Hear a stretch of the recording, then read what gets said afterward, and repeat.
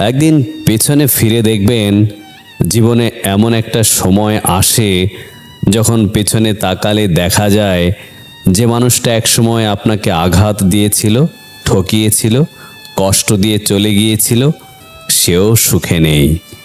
আর তখন বুকের ভেতরের পুরনো ব্যথাটা হঠাৎ একটু হালকা হয়ে যায়। কোনো প্রতিশোধের আনন্দ নয়, বরং একটা শান্ত উপলব্ধি। তাহলে এটাই ছিল নিয়তির বিচার। আজকের এই বর্তমানে আমরা প্রতিদিন কত শত মানুষের হাতে ঠকে যাই, কষ্ট পায়, বেদনা পায়, যন্ত্রণা পায়।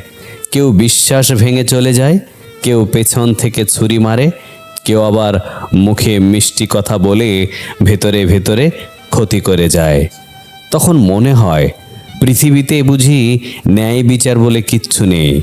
আমরা কষ্ট পাই, কাঁদি, রাত জেগে ভাবি মানুষটা কিভাবে পারলো, অথচ যে কষ্ট দিল সে দিব্যি হাসি মুখে এগিয়ে যায়, সোশ্যাল মিডিয়ায় সুখী জীবনের ছবি দেয়।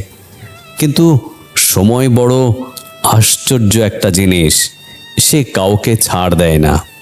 যে মানুষ অন্যের চোখে জল এনেছে, একদিন তার নিজের জীবনেও সেই জল ফিরে আসে, হয়তো অন্য রূপে, অন্য সময়ে, অন্যভাবে। কাউকে ঠকানো মানুষ একদিন নিজেই ঠকে যায়, কাউকে একা ফেলে যাওয়া মানুষ একদিন নিজেই একাকিত্বে ডুবে যায়। এটা অভিশাপ নয়, এটা প্রকৃতির নিয়ম, জীবনের নিজস্ব হিসাব। আমাদের হাত লাগাতে হয় না, সময় সব হিসাব মিটিয়ে দেয়। তাই যখন কেউ আপনার ক্ষতি করে চলে যায়, তখন প্রতিশোধের চিন্তায় নিজেকে কষ্ট দেবেন না। নিজের মনে শান্তি রাখুন, নিজের পথে এগিয়ে যান। কারণ আপনি যাকে ক্ষমা করে এগিয়ে যাচ্ছেন, নিয়তি তাকে ঠিকই তার প্রাপ্য বুঝিয়ে দেবে। হয়তো আজ, নয়তোবা কাল, কিন্তু একদিন ঠিকই সে বুঝবে সুখ কতটা দামি আর সে নিজে কতটা ভুল করেছিল।